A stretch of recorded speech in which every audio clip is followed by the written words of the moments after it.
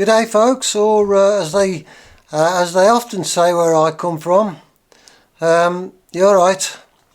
That's if they talk to you at all. The chances are these days they won't.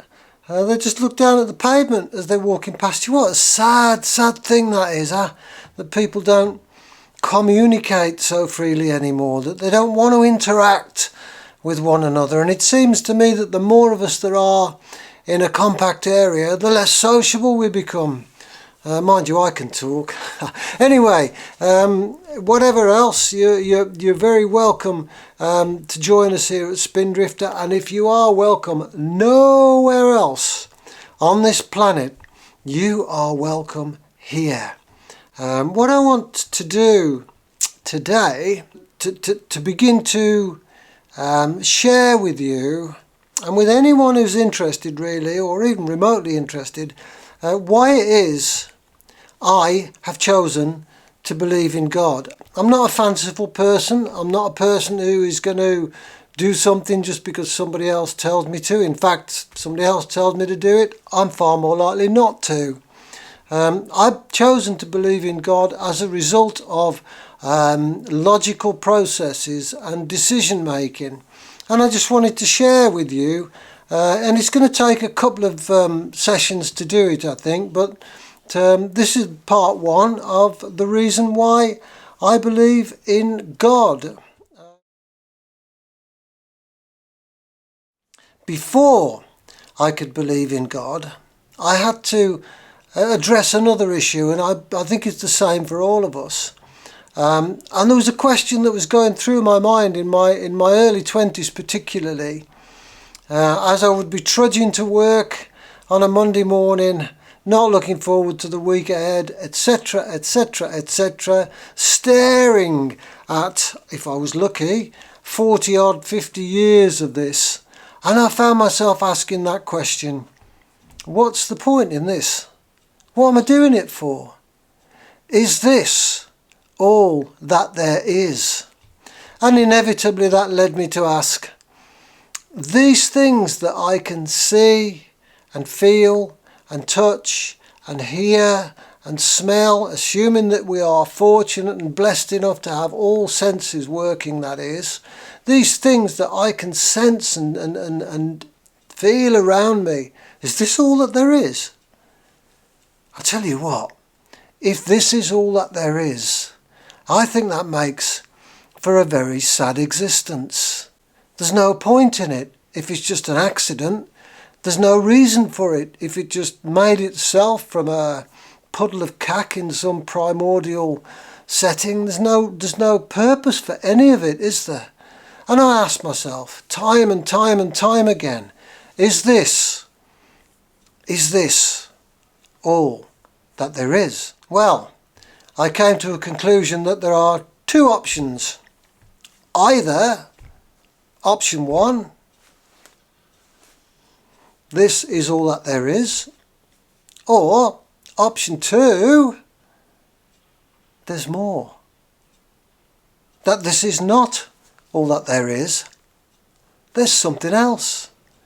Now then, that's option two. I couldn't think of a third option. There's no middle ground. It's either one thing or another. So I began to look at evidence that might sway the argument one way or the other, and there's lots and lots of scientific evidence that tells us how we supposedly got to be here. None of it tells us why, but it tells us how, according to scientific theories and evolutionary theories and so on, how we arrived at this point. And that's one form of evidence, and you can't ignore that. Scientists are not stupid, are they? They spend a lot of time investigating stuff, getting to the bottom of stuff. They do lots of testing, and they're not fanciful people. They're not. But so you can't exclude that from your thinking. Nor did I. However, there's other things to take account of, and here are, I believe,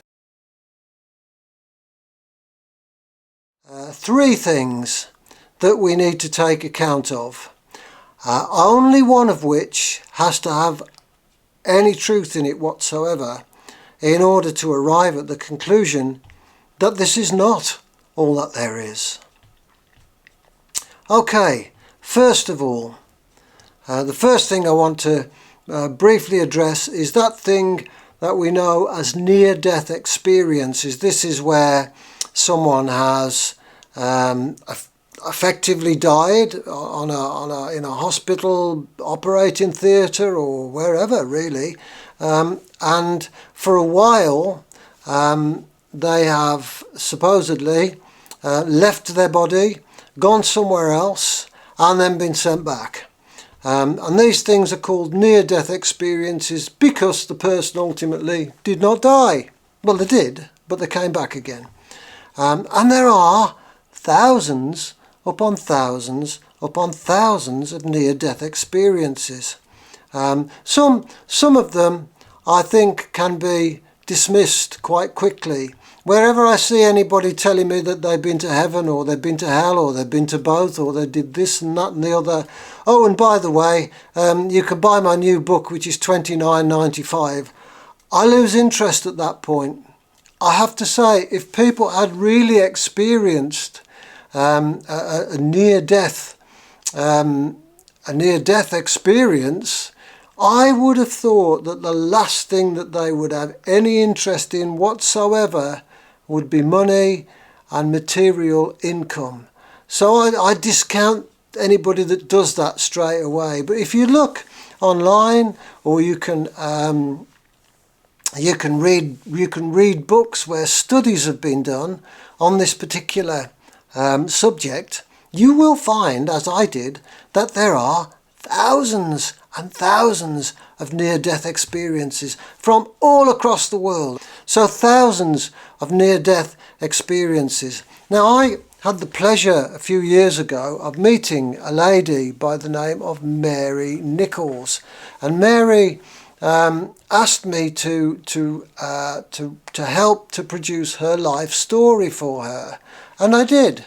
And it comes, you will find it in this booklet here, and within this booklet, Mary's life is quite a fascinating thing to hear about. The incredible lady, and in this booklet, which tells her story, she has a near-death experience, and if you want to read this story and find the near-death experience that she had, it is, you can see it in chapter 10.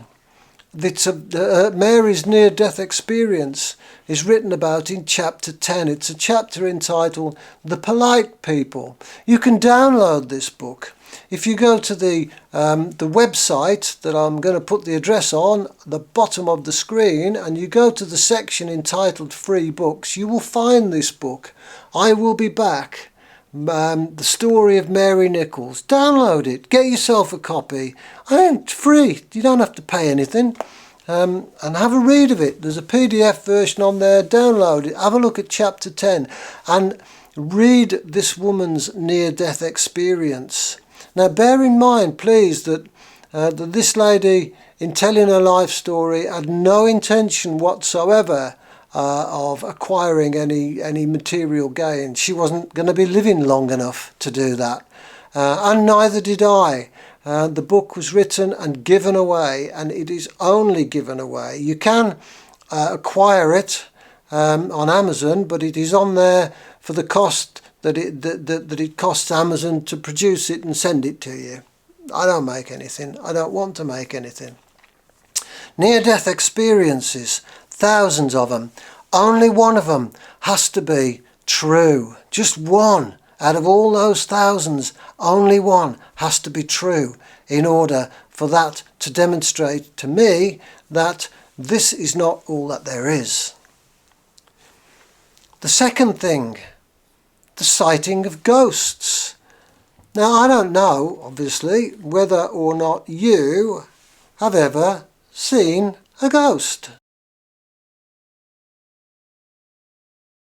I'll tell you what I do know. I'll tell you what I do know. I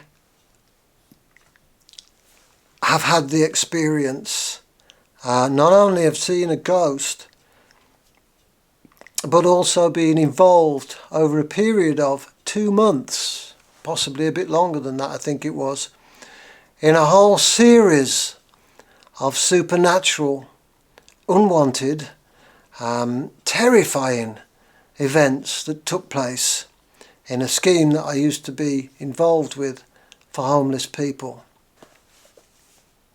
And in order to share the story about that, I produced another booklet, and this one is called Out of Darkness.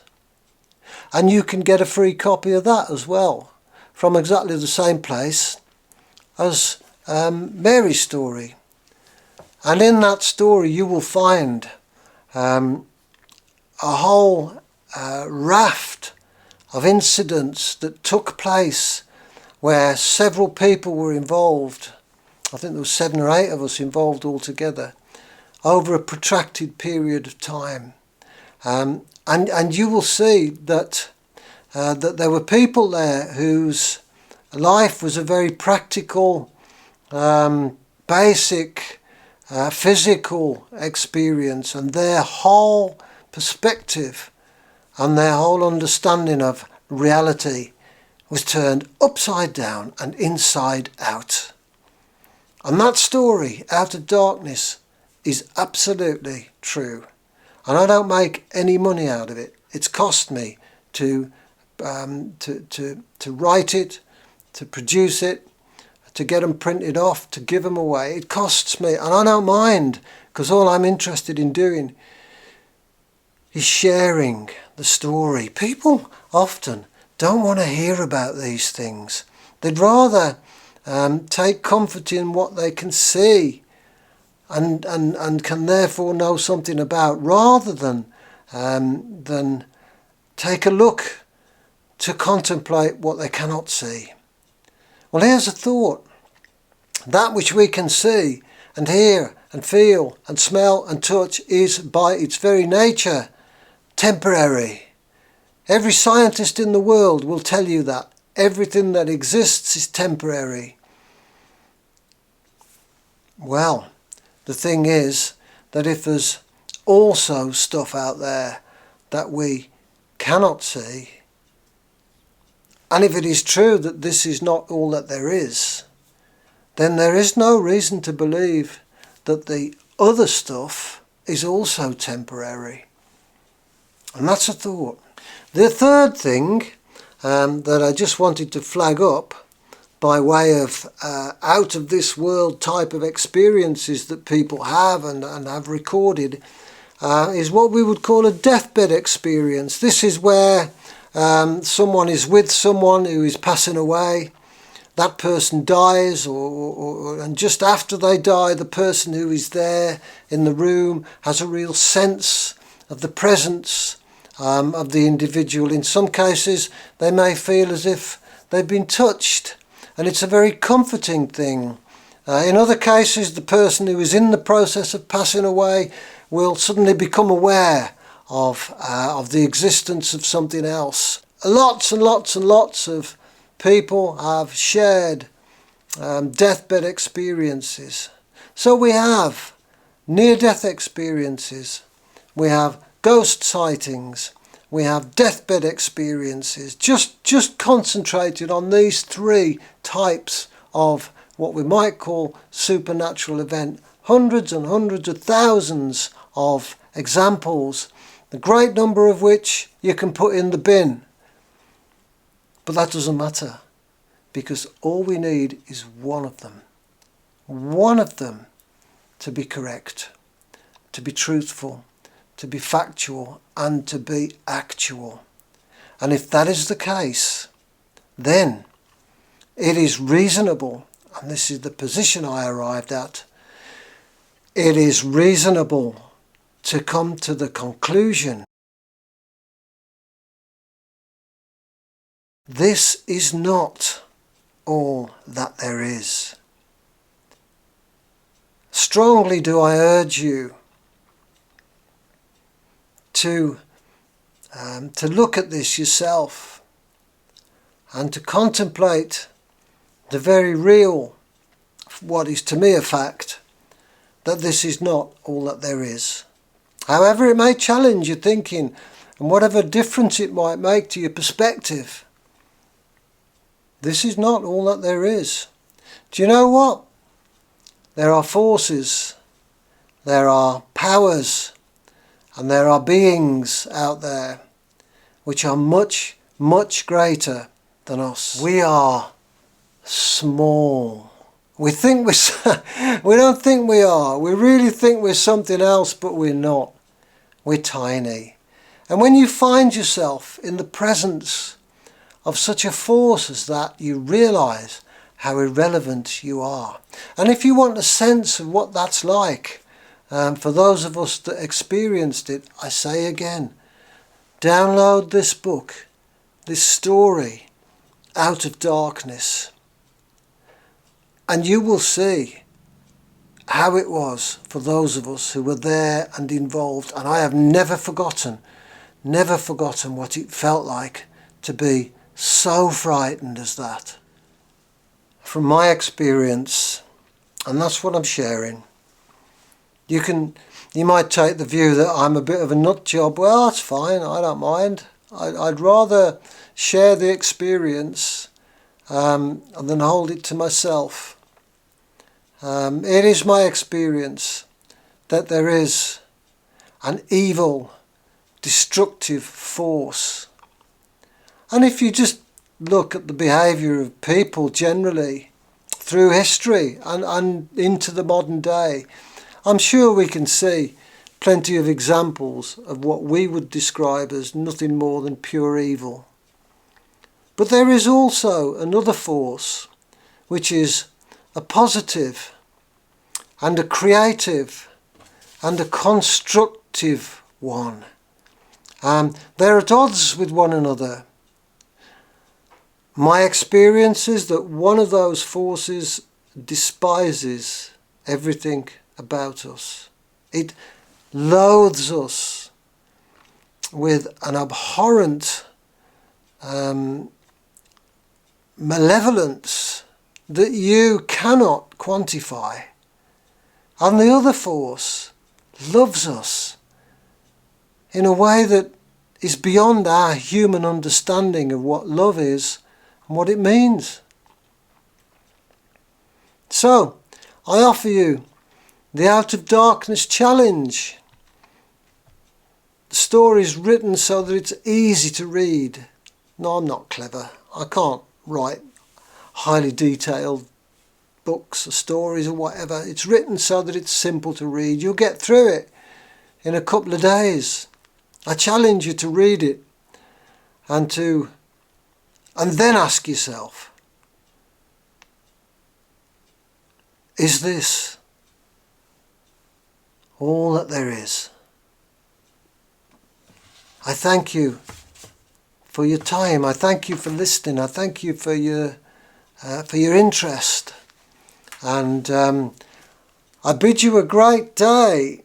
I'm not going to ask people to like and subscribe and do all that stuff that folks do on YouTube videos. If you want to, that's great, but I'm not asking people to do that. I'm not here to build up numbers. I'm not here to say, oh, I got so many likes. I don't care.